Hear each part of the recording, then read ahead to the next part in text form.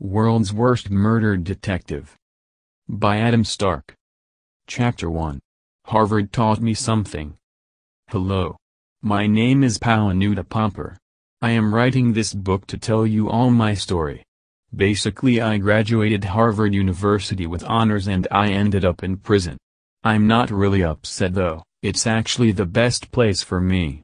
Boy oh boy do I have fun here. I recommend all detectives from Harvard give prison a try.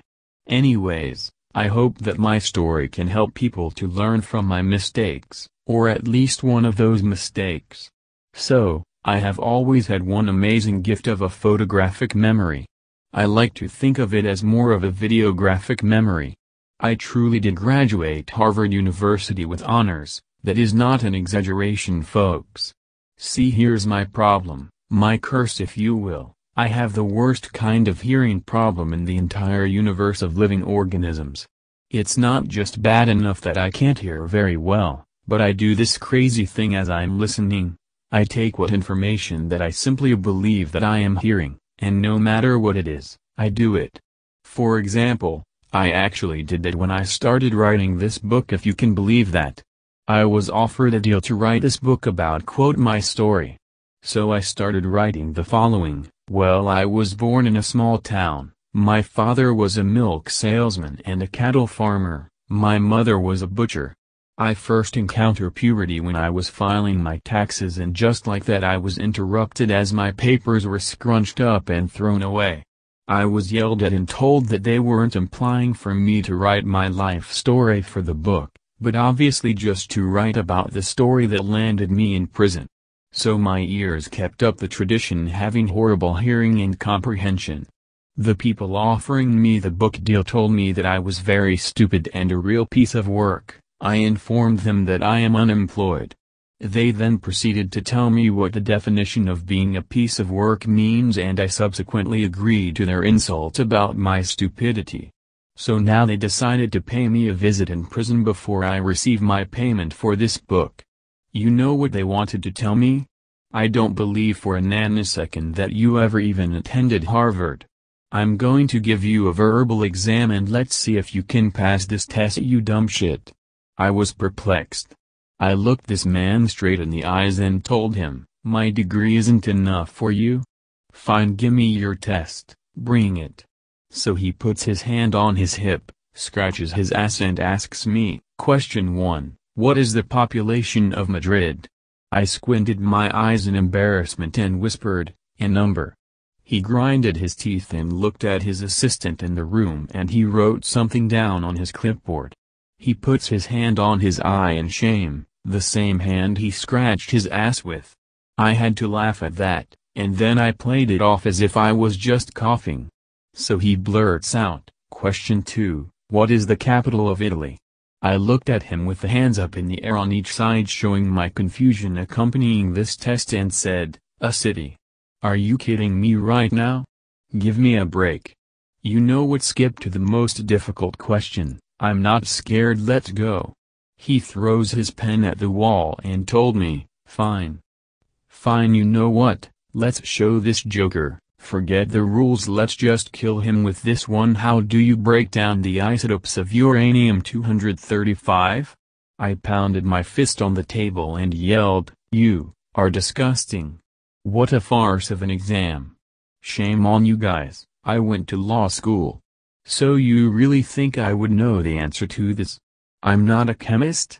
Ugh, fine. Uranium-235 has an atomic mass of 92 isotopes and must be broken down through the process of nuclear fission with a free slow-moving neutron, therefore removing the aforementioned isotopes by reacting with particles inexorably releasing kinetic energy through enigmatic nature. I mean, seriously guys. So they had a moment of silence, and the guy who was in the back picked up his phone. He talked for a few seconds and he informed his partner that my degree was legitimate, proving I was indeed a Harvard honors graduate. As they were about to leave the room, I vented my frustration even more. Because they didn't believe my achievements, but mostly because I wanted to delay going back to my prison cell as much as possible. So I hollered, I told you so. I never lied about a damn thing. Blow these nuts. Boy, did it just light a fuse in them. One rushed me and shoved me harshly down on the chair and uttered, "Look shitbait, write your stupid fucking book. You passed authorization, just make it a bestseller so we get more credit for sponsoring you. The way you handled screwing up is so horrible. I'm surprised no one has killed you, Powen."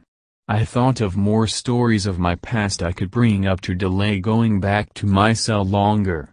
I spoke of them saying, "Hey, you know what, say what you want about my choices, but neither of you weasels will give me credit for whistleblowing." I had the biggest whistleblowing bombshell that should have ruined the schools and academies for good. Where's my credit for trying to do that? The two men just kept on chuckling to each other, so I decided to keep telling them about it. I dramatically vented to them. I found out a serious flaw in our grading structure. I am so shocked that after all these years, none of these institutions decided to admit it was flawed. Most people must be in on it, or simply incognizant to this information. I'm very disappointed at the ineptitude of our media not covering this finding. I discovered that on average, grades go as follows. Every 10% is one letter grade. A, B, C, D. Then F. So D being 60 to 69% as a D grade, then leading to the F or fail grade is every number under 60%. So they omitted an entire letter in the English alphabet, the letter E. And if the letter E grade was in place, then the failing F grade would be 10% lower and harder to achieve. Therefore most students' averages would be much higher, like a C average student would look way more intelligent. The highest percentile of failing students receive an F grade, which is 50 to 59%, imagine if that was an E grade instead. And an F grade was 49%. This was amazing to me, being an expert in semantics and computational linguistics. You'd think the news anchors would invite me for a full disclosure. But no. I wrote a letter about my discovery to the Federal Bureau of Investigation. Wanna know what they responded to me? These two men were laughing so hard at me I thought they were going to puke. I just felt like telling them even though I was getting nowhere. I said, the letter I received in return said, quote, "Mr. Yootipopper, please don't contact us again. Youreadumbass. And you know what bothered the ever-loving crap out of me? I am not an amphibian. I'm clearly a mammal. But they called me a bass of all things? Come on now, even if I was a fish I wouldn't be a bass. I'd be like a pike or something, like something with more gills. And, what really confused me along with all of the other erroneous elements to this bizarre letter, is the word dumb in it. Like, I'm not just a bass fish but a stupid one? Like, okay, excuse me Mr. FBI, but how in the fucking world do you know how to measure the intelligence of a fish? That was absurd, moronic, folly. They must have been writing that insipid diatribe ad nauseum. I wish they'd take the proper discourse to discover what species I am before lamenting my very being to something extremely unlikely. These guys laughed and slammed the door on me, leaving me in the room still. It took the prison guards a couple of hours to figure out that I was trapped in there.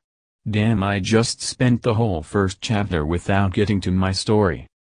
World's Worst Murder Detective. By Adam Stark. Chapter 2. Over Easy. It was the most exciting, exhilarating moment in my lifetime, my first case. I arrived at the scene of the crime as soon as humanly possible. This case had me very anxious because I just knew, at the time, that if I could solve my first case I would get some rep. The rep of being a great detective was the best feeling that I have ever known. Not even Harvard taught me that. This particular crime took place in a newspaper company. I won't say which one because I don't want to get sued. I took a quick look around the office and made an astute observation. It was a suicide. Clear as day, easiest possible case to solve. So as this story was being written about the victim, I wanted to get in on the action. Steal some of the notoriety from this situation. I asked the co-workers about the job and about the victim whom which I will secure his or her identity. They told me was writer for the newspaper and I got so excited. I thought of an evil plan. I asked them if he went by an alias for his writer's name. Luck would have it yes he did. So I told the newspaper company to put my name in their article about it. I said to claim that this was a homicide. They were flabbergasted in astonishment. I explained to them that since he was a writer under an alias, and his real name was different, then by him killing himself leaving two names deceased that I'd argue it's more of a murder than a suicide. They didn't want to do it for me. I wanted my credit. No one is going to give a shit if I solve a suicide in 7 minutes. But if people see that I solved a murder in 7 minutes, I'll be looked at as one of the greatest detectives. That reasoning I explained to them did not help my plan one bit though. So I simply threatened them with a devious plot. I was going to make my own newspaper company, and call it the same name. The only difference is I would place a very small accent mark over one of the letters of the newspaper title, so that I'm not technically stealing their name. Then, I would hire a team of writers to write horrible dribble in every paragraph that no one would enjoy. And last but not least, deliver my fake imposter newspapers to all of the same residents as theirs. They would lose a fortune. It worked, they didn't budge. They gave me my warped version of what really happened and gave me my over-embellished credit. So that led me to my first real murder case which landed me here in prison. I felt so lucky, my first day on the job. I was just getting to meet the staff and there was an announcement of a murder. I was so happy. Already a murder? Already work to do on day one? I was jumping up and down, whistling tunes, blowing up balloons and I even ordered a pizza. The staff had just met me, and every single one of them hated me with a real visceral hatred. My boss told me to just shut up and drive to the crime scene. I was sad I didn't get to eat any pizza before I left. My boss's name was John Kratzworth. He follows all the new detectives around on their first few cases. He scolded me while I was driving. I pretended that I didn't notice. He blurted out, "Do you ever use WD-40? I glanced at him for a moment and whispered, "I beg your pardon, boss?" He takes a deep breath and tells me, "Your door. It's so loud and squeaky." I was truly puzzled. I put my left arm on the window and asked him, "Sir, I'm not sure what exactly you propose tax forms would do to help my door's volume?" John covered his face and gasped. He looked back over and grunted, "Are you kidding me right now? You don't know WD-40 is? Wow. I'm regretting this already. Remember you are only here because you're a Harvard honors graduate. But that doesn't mean I'm not watching you." Well, I heard this and it upset me. Although looking back I'm not sure what upset me more, pissing off my boss within the first 5 minutes or not knowing what the hell a WD-40 is. Either those were tax forms for sure. Anyways, I thought I would swallow my pride and try asking him something to stroke his ego and act like he's way above me. So I put some fingers on my chin and asked, "So, what is your best advice for new folks on the hunt? Something that will get me far in my career and feel like yourself." He switched up his tone to a very serious one and told me, "Good, now you're thinking. The best thing I can tell you is you need to accept the fact that this is a job that you will take home with you. So study the cases on your free time and don't waste opportunities. Basically, make sure you're focused on the scene, and at the same time you're persistent off the scene." So I was happy that he seemed to be in a better mood because I let him ramble to feel smart. There was a problem. I opened my mouth. Big mistake. I unfortunately assured him, "That will not be a problem, boss. You never have to worry about that with me. I don't even have a purse." My boss rotated his entire body to look at me in disgust once again. He pointed at me to say, "What? I didn't say a thing about a damn purse. Were you even listening?" I quickly told him, Oh, I thought you said to make sure my purse is sent off the scene, because if I had a purse it would surely distract me from the task at hand. John yelled back at me, persistent. Wow, my lord.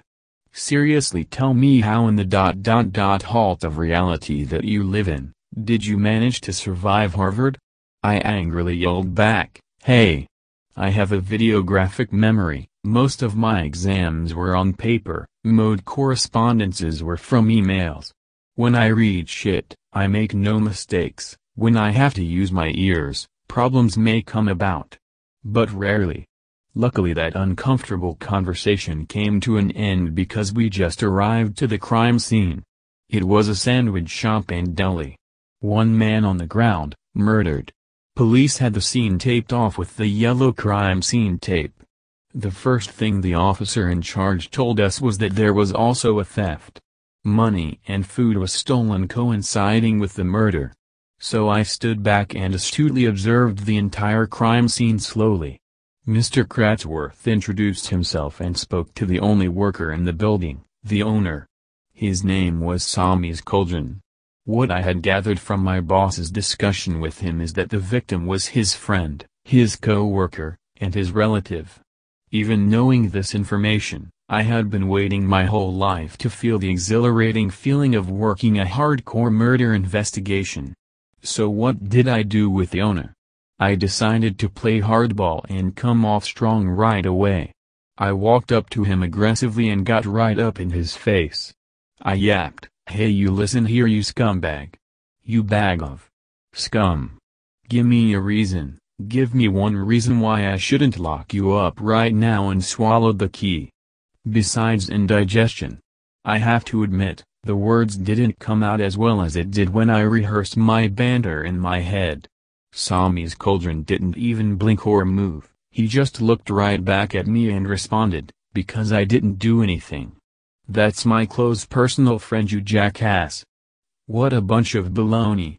I opened up my eyes very wide and started walking backwards. I had a possible revelation. I walked over to my boss to share it.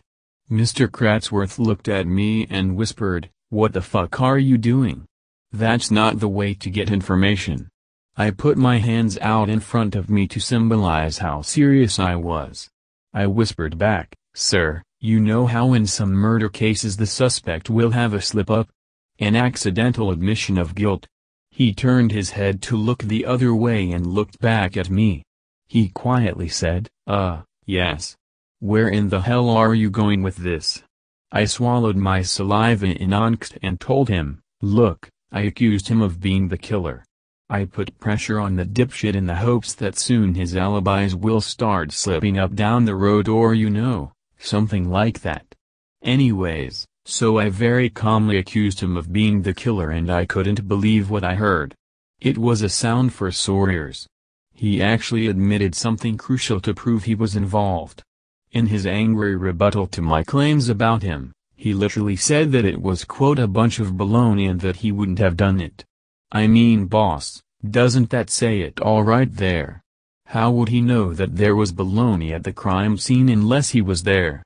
That had to be a Freudian slip.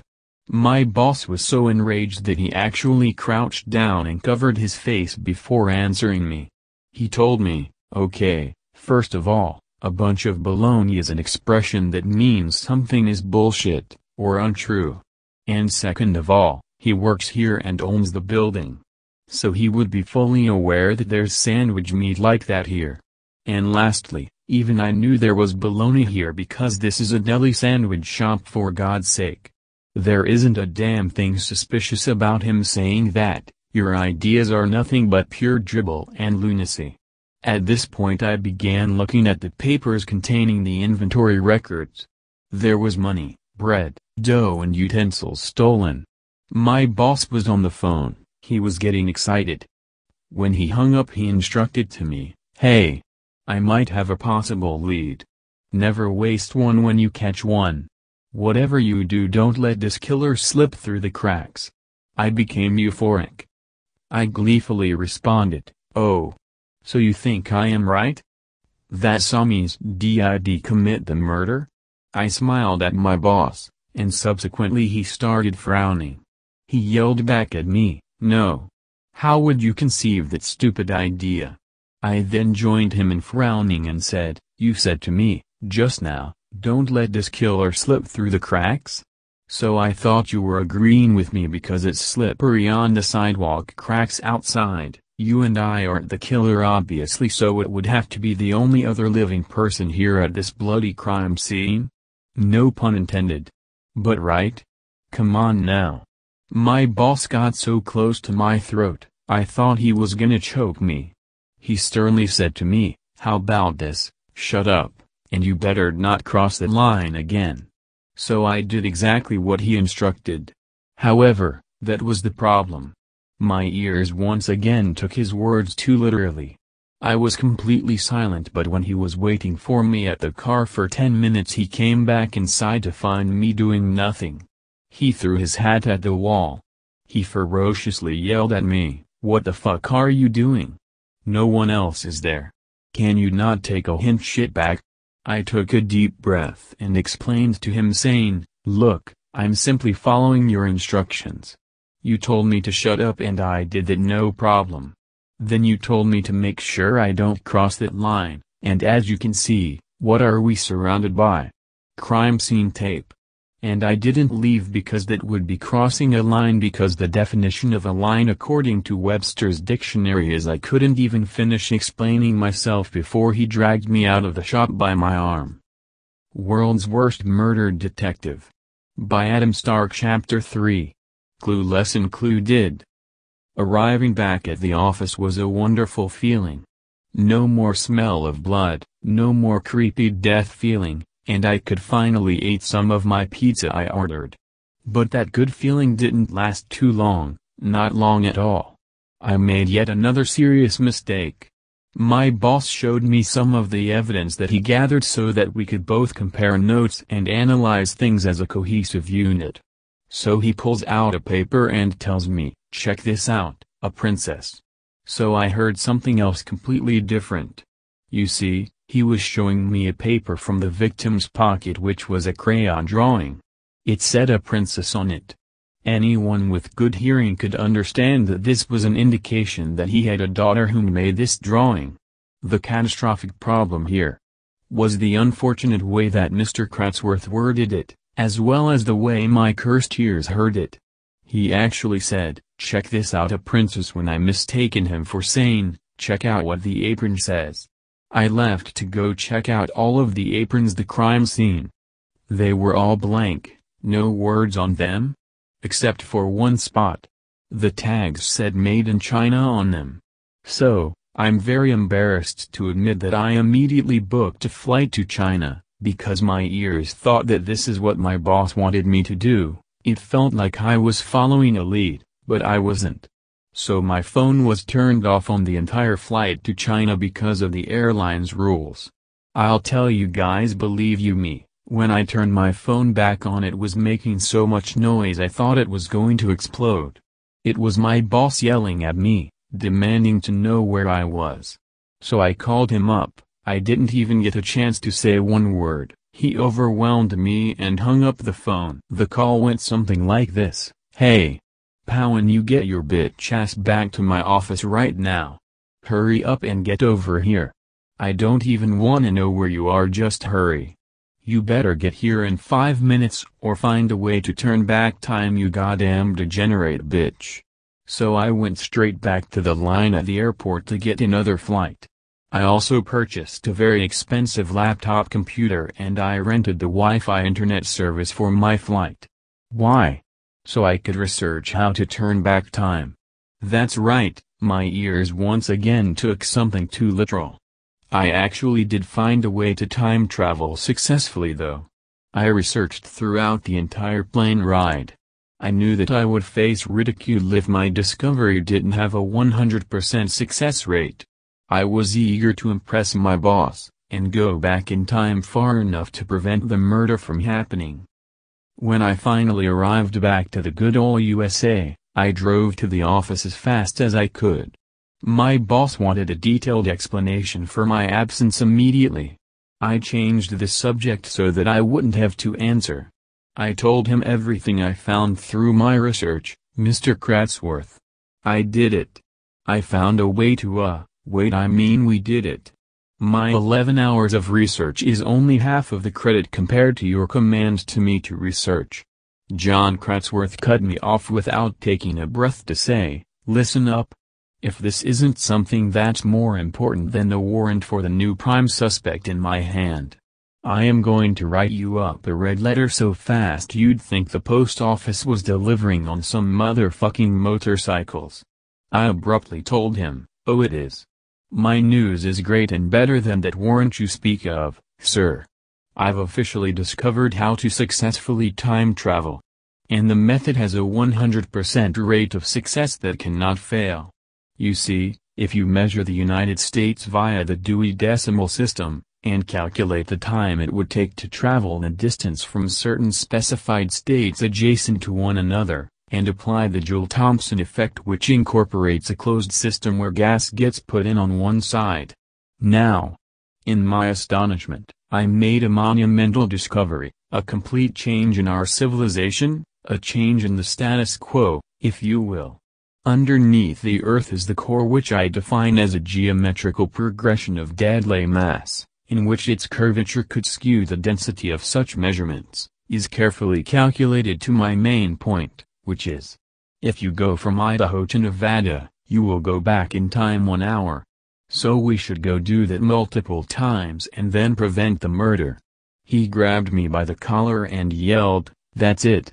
I am so sick of you getting us nowhere. I am convinced you were born without the genetic disposition to make an intelligent statement. What the hell, are you? Time travel isn't possible, dumb shit, that's called passing through a time zone. Who doesn't know that? When you were born, did your mother give you the pile driver on your head? I hastily responded saying, no, that's impossible. How dare you? He let go of my shirt and pushed me. He said, no, trust me. It is impossible, your research was hogshit. I gotta admit that really pissed me off.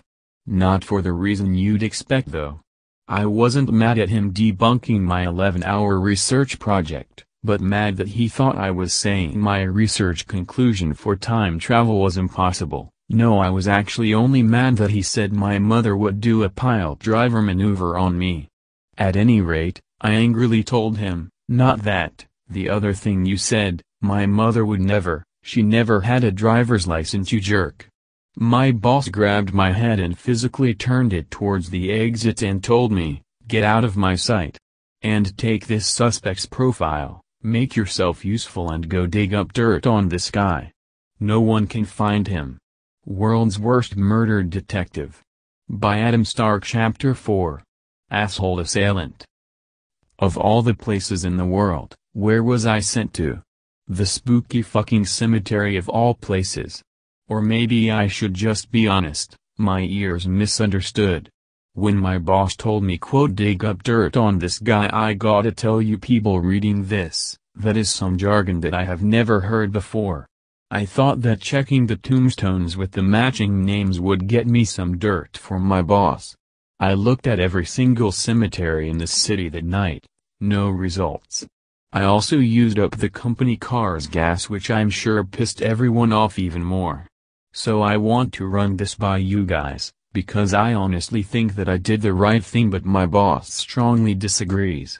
I had a conversation with him before that I was hesitant to mention in my recollection. As usual, it did not go well. It went like this. I bothered him during lunch and said, Mr. Kratzworth, I am convinced that it was Sami's cauldron. Allow me to extend an olive branch and explain. I remember in my Harvard studies, the psychological profile of serial killers. One of the things they do is learn their victims' work schedule and patterns. Another thing they do is return to the scene of the crime. And lastly, they might be so disturbed that they find themselves going to their victim's funeral. All of which, he did. That cannot possibly just be a coincidence. Mr. Kratzworth looked at me and scoffed. He told me, okay, once again, wrong.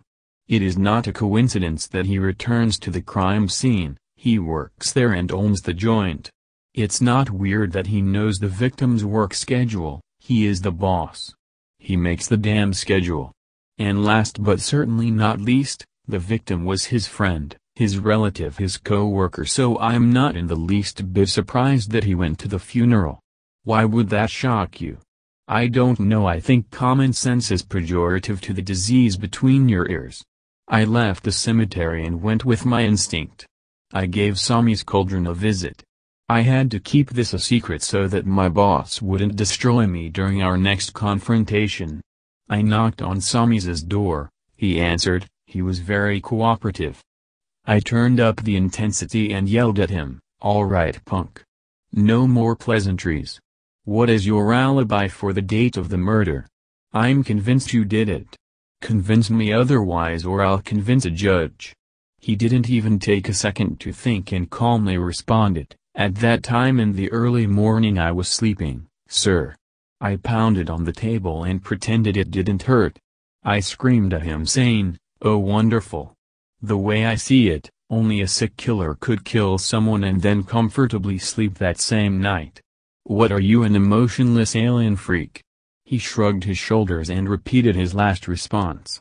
I looked at the wall and all of the damn sudden, I freaked out. I thought about a terrible problem that I had. I realized that I as well had no alibi for that night. I was so scared, I hastily told him, Stop, please, I just realized something. I don't have an alibi either for that time. I was sleeping too. You and me are tied. How about we make a deal? I won't arrest you, if you don't put me under citizen's arrest. I'll leave you alone, you leave me alone, okay?" He smiled, he stood right up and marched over to hold the door open. I left. I felt utterly defeated. I was glad that this was kept a secret. But I wasn't glad for long because he complained to the department and my boss yelled at me the next morning about it. He wrote me up. Mr. Kratzworth asked me what leads did I follow that took me 6 hours. This was another embarrassing fail on my part. I told him that I was following some leads for the case. He yelled at me and reminded me that we now have a warrant for an arrest of the new prime suspect. He wanted to know about the cemetery and explained to me what dig up dirt on someone means. Find records and credit cards, interests, accomplices, etc. He asked me what leads I had found. I told him the truth, nothing. I was hoping he would just be mad at that, but I wasn't that lucky. He was furious that I found nothing, but yet he still asked me where I was for 6 hours. I scarcely told him this, "Sir, I was listening to my tape recorder of my notes that I've taken throughout the case. Only the notes about the case, of course, not the other." Never mind. Anyways, one of the notes I listened to from my earlier recordings was my mention of the robbery motive. The killer stole bread and dough from the sandwich shop, sir. Now, bread and dough are slang for money in the streets. The street slang is used to hide motives, right?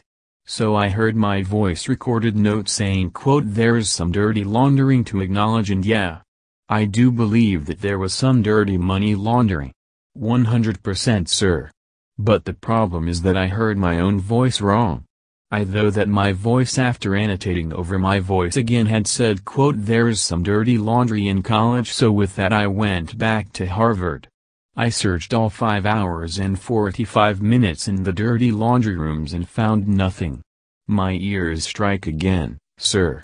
My boss screeched at me, "This case is cold because of you.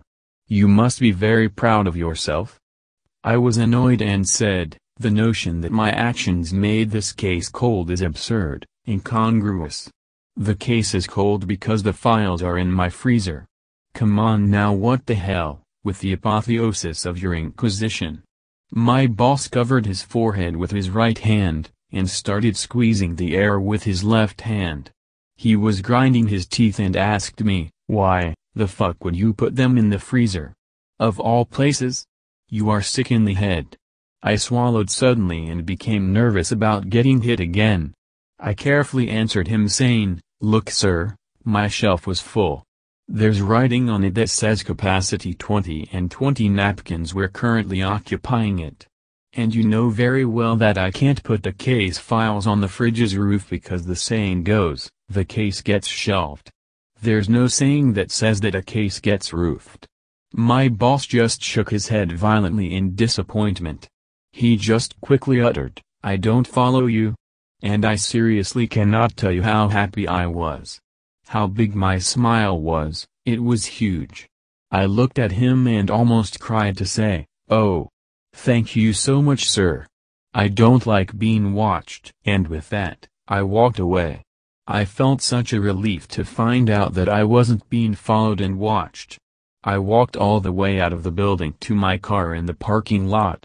My boss ran in front of me and said, hello? Why did you walk away? We were in the middle of talking?" I was perplexed. I told him, "Well, Jess, you said you don't follow me and here you are contradicting yourself." He quickly blurts out, "That's an expression that means I don't understand your shitty logic. Now I'm going to get straight to the point. Here's the warrant for the arrest of our prime suspect. His name is Yootipopper. Find his ass, we are all on the hunt." Unfortunately for the rest of humanity and all living organisms, I found him first. I decided to interrogate him. My way. I was driving him to my surprise spot. He was very cocky. He chuckled and said, "Hey. No shit, are you that Yootipopper guy that fucked up the newspaper suicide?"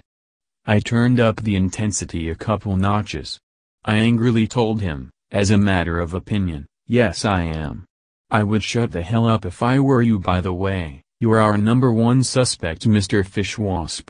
He shut his mouth very fast and looked out the window. We finally arrived to my surprise spot. I took him out of the car, lead him inside. No handcuffs, no search. I had an epiphany of sorts. We went to another sandwich shop. So we sat down together. I ordered some food and a drink. We were there for at least an hour.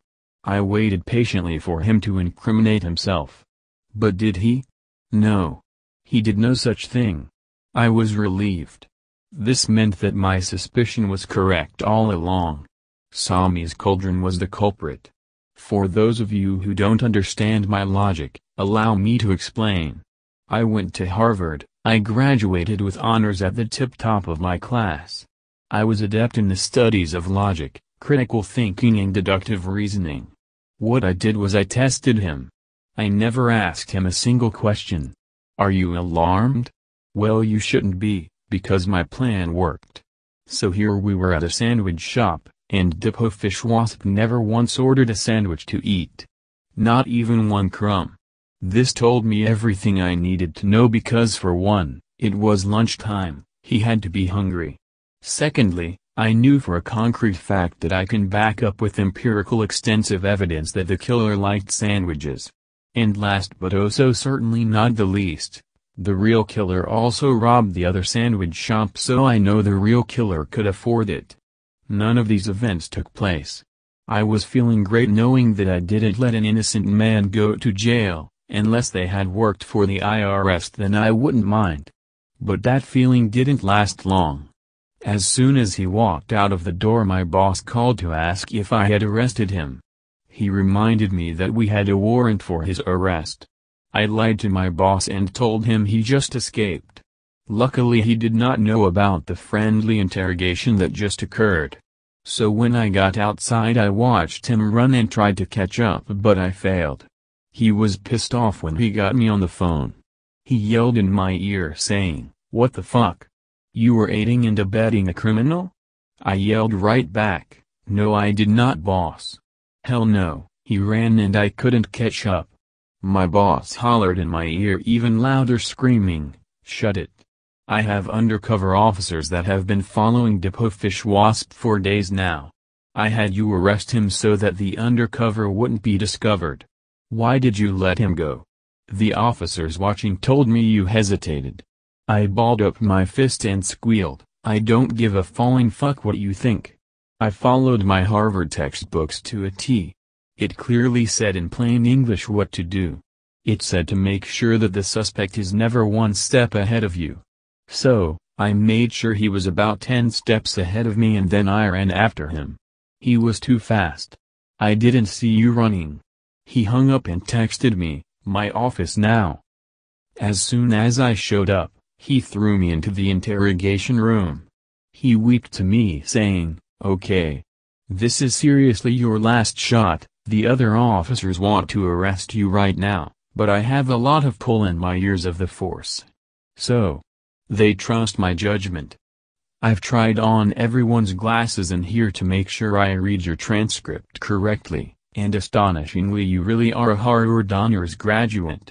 This is your last chance, to prove to me that you're a detective. What is your plan?" I had a cringe-worthy plan that I thought was gold at the time. I casually started telling my boss, "Ahem. I have the perfect plan, sir, no need to arrest me. It has absolutely no chance of failure.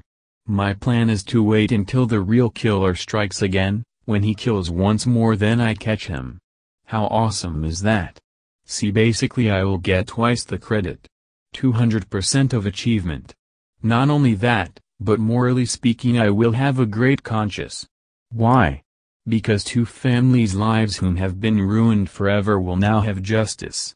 I mean seriously, 2 entire families will say, "Thank you so much Detective Yootipopper. It's going to be spectacular." My boss screamed at the top of his lungs, "I hope you die in prison, you fucking ringworm. Officers, take this punk to the precinct." The police came in and arrested me. I asked the officer during the Miranda rights process a question, "How did the priest sanct? And wouldn't it be pronounced sunct or sanct?" The officer said, "No, the precinct." I looked back at him and said, "Yeah, I get it, but that's really sad. Like, was it holy water or something? How could a priest sink? That's such a random phenomenon." The officer never bothered to correctly explain what my ears misheard. My cellmate helped me figure it out at least. World's Worst Murder Detective. By Adam Stark. Chapter 5. Philosophy. I found myself in the weirdest battle of all time. It was me against my boss. We each got a team of lawyers at the same time, go to charge each other with the same crime. Conspiracy to assist murderous criminals. His was against me for my incriminating statement about waiting for the killer to strike again. Mine was against him for the reason that I believe Sami's cauldron was still the killer. Take a guess. I lost. I ended up in prison. One detective from my old office felt bad and told me the outcome of the case. My boss was right, Dipo fish wasped it. I'll never forget how he worded it, "Powen, you're a horrible despicable creature, and you don't deserve to know." But, Dipo was the killer. Forensic evidence was piling up on him big time. He won't go to trial, he committed suicide. I guess he went to the roof and rumors that he jumped off, allegedly. I was stunned. I thought that's so fucking strange. I told my cellmate, "Isn't that really strange? Do you think that makes any sense?" He said he jumped off the roof to kill himself by jumping off the ledge gently. Gently? If you decide to kill yourself by jumping off of a ledge, go for speed. Don't do it gently like a cream puff. I would go fast and make a cannonball-like figure to gain speed and momentum. My cellmate once again kindly explained to me what I misheard. I never heard of the word allegedly in my life. I thought he said allege gently. Anyways, I got out of jail and sent to prison. You wouldn't think that I would feel at home there, but I did. Oh, it was fun. I had a blast playing detective. What I did was I would buy things in the prison store to solve new cases. Prison cases, that is. I developed a way to dust fingerprints of inmates and I showed everyone how to do it. We had so much fun. We played this one game all the time. Someone would get knocked out, and I would fingerprint people until we found out who did it. It was a betting game. We bet a lot of cigarettes. So do you want to know how ungrateful the prison staff was? This one time I bet all of my cigarettes, my entire stash of them. I rigged the game because I was the one who actually assaulted the victim this time. Everyone else bet on other inmates and I bet on myself. The odds were heavily against my favor in a huge ratio difference. Since I did the fingerprinting and showed them that I won, I got a hold of a lot of cigarettes. Everyone was pissed off at me. What I thought was truly nothing less than indulgence by the prison staff was how they handled this debacle. They actually placed me in solitary confinement. I mean, what in the world? I took the time to solve the case of assault for them, which saved them time. I did them a favor. You'd think they'd appreciate that? But no, they did not. Then someone flushed all of my cigarettes down the toilet. A few hours later someone dumped my mattress down in the garbage dump. I had withdrawals and a horrible time sleeping. I had to be the luckiest man in the world. A lawyer came to see me. He was a very nice fella. I knew I could trust him because he wasn't from Harvard. He said that he could make us a lot of money for injustice and get me out of prison. We made a deal. The deal was that I got to say my statement in court first. I didn't even ask him for any details about what injustice had occurred against me. But I was so excited to get some things off my chest. When we arrived to the court, the judge entered the room and a bailiff said, "All rise." We all stood up. He said to proceed. My lawyer started sweating since he knew that I was about to get way off topic, but he wanted his 80% split, so he agreed to let me make my statement first.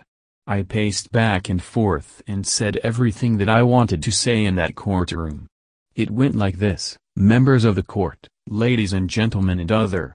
This is going to be a political discourse, so put your thinking caps off. I must not allow this madness to proliferate any further. I feel as though we have been battered with centrifugal force for too long. In conclusion, I lost my mattress. Who would want to stop my ability to sleep? It was ironic that I haven't been able to sleep. Or actually not ironic at all, because I have no mattress. Then someone flushed all of my cigarettes down the toilet. With my addiction supplements flushed away, and my ability to sleep thwarted. In solitary I now suffer from sleep and sensory deprivation. Now I will be unable to do my job of investigation work. And if I, Powen Yootipopper, cannot investigate these crimes here, then an outside entity is going to be hired to fix the problem. Once that happens, it's going to defraud all of the prison programs. There's going to be staff cuts. There's going to be major problems in reimbursement in equitable upper echelons of the government for acting so coquettish with dangerous establishments, as well as being parsimonious with funds. Therefore, the aforementioned cogent points I bestowed using my wit via my sesquipedalian nature of using highfalutin language, and the steps incongruous with a rudimentary understanding of private practice rules, and philosophical prowess. This must galvanize support from the masses before reaching the apex of yet another abysmal failure in terms of conjecture. Inevitably, inexorably leading us one step closer to communism and gluten-free oxygen. I had to get that off of my chest. The second that I stopped talking, my lawyer screamed, "I object." The judge looked at my lawyer and said, You're objecting to your own client?" My lawyer scratched the back of his neck and told the room, "Yes. Please disregard everything my client said. Now let's look at the evidence, Your Honor." At the moment everything made perfect sense. You know what injustice it was that made us extremely rich? The letter I received from the FBI was the answer. That letter that insulted me was actually signed by the head of the entire FBI of all people. My lawyer found this and couldn't believe that nobody jumped at the opportunity. My lawyer successfully charged them with misuse of authority, illegal allocation of funds, harassment and cyberbullying. We made a ton of money. I had enough money to get out of prison. My life was now looking in another direction. I was inspired by my lawyer's work and I decided to give that a try. It's half detective work anyhow to me. I found the perfect first case to make a fortune. The famous lawyers make a fortune, and that's what I wanted to do, even though I was already rich. This man was desperately seeking a lawyer. He offered a huge price if any lawyer could get him off free of charges. His name was Piotr Jelpinsk. He was a chef, with a clean record. The charge against him was that he was stealing patented recipes from others. I went to work, I got down to business. I was the only lawyer willing to accept his case, and I found out why. Unfortunately, this looked to be an obvious open-shut case. The evidence was damning against him. I had a plan in motion. I went to his house, we had a very long discussion. I took very detailed notes and photos in my logs. I was nervous, but I had everything ready to take this case to trial, so I could win my first trial as a lawyer. Oh, and make even more money, of course. At the trial we stood together and I told him to go on the stand. I started out extremely strong from the gate. I made that jury my bitch. I asked Piotr Jelpinsk, "I'm going to remind you, sir, that you are under oath. You are a career chef, nobody here is going to dispute that. So please tell the jury something. As a chef for many years, have you even been involved in an oil spill scandal or been arrested for panhandling charges?" The judge looked extremely embarrassed. He knew my question made zero bit of sense. Piotr answered in an overly serious tone of voice, "Absolutely not, I have a perfectly clean record." I turned around to look at the jury and the other lawyer. I explained, "You see everybody, does that sound like a criminal chef to you? Not to me. Now I am going to move on to my next evidence. This is going to be controversial. I have evidence that will prove to the jury that he does not exist." The other lawyer was laughing and covering her mouth. I looked at the jury and pulled my log out. I said, "Exhibit A. I have a security camera footage of a big important NFL game. Notice here. The ticket store is closing. Do you see Piotr? He is holding cash in his hands while waving it in the air. The ticket store was closing because they sold out, but what company do you know that wouldn't try to haggle a deal for a paying customer? He must not really exist, is your answer. Next. Take a look at these photos, these are time-stamped and you can see the EXIF metadata to prove their validity. I had my client try the product called Slim Fast to lose weight. Do you see the aftermath? He actually got bigger and gained weight. I fed him 10 of them for breakfast. How in the world would this product work on so many customers, but not him? Because he doesn't exist, is your answer. Next, watch this video please. And stop laughing. Anyways, see what he's doing here and observe what transpired as I have. He gives his cat food. What does that cat do? He talks to it, and it does not give him any attention at all, whatsoever. Here are records of the cat's veterinarian visits, and do you notice something peculiar? The cat is not deaf and not blind. So why in the world could it not notice its owner Piotr while it's walking to the tuna dish? Occam's razor is your friend. It means the simplest answer is the solution. He doesn't exist. Next, please take a close look at every single public picture of him that there is on the internet. See anything unusual? And stop laughing, we're in court. Anyways, notice what all of these pictures have in common, no smile. That's right. Not one smile in any of the public pictures of him. How is this possible if he does exist? Human emotions are applicable to the real and to the living. Yet, he doesn't smile. Not one smile in any picture ever taken of him. That I provided. The next evidence I will present is something relatable to everyone here. We've all heard the saying, "Don't look directly at the sun" before. Here is a video of Piotr looking directly at the sun without the benefit of protection. Notice something? He is squinting slightly, but notice, not once does he bleed. Not one drop of blood. Oh, so everyone else is in danger of the sun hurting their eyes, but the laws of physics and science don't apply to him? Nonsense. Rubbish. It's because he doesn't exist. The next evidence I'm presenting to you is also relatable to all of you. Here's another video. Here he goes into this store in a rural area. Can you folks read the sign on the wall in that store? Let the record show that it says quote no shirts, no shoes, no service on it. Now look at him trying to use his cell phone. Notice I get a close-up with my camera on his phone's screen. See that? His phone has no service. Not one bar of phone reception service. And he followed the sign's directions perfectly. He was wearing a shirt and shoes. Even pants. And yet, no service for him, or I mean his phone. How messed up is that? Clearly the implication here is that he had no phone service because he doesn't exist. Now, for my final piece of evidence. I noticed a picture he took of the outside view of his home when he moved in a few months ago. Do you see that sign? It's the city and population sign. It says the population is 49,682. Look at the timestamp. Not look at this picture I just took of that sign, yesterday. It says the exact same population. How? This is blasphemy. If he had really existed, the population number would have gone up by 1. But it didn't.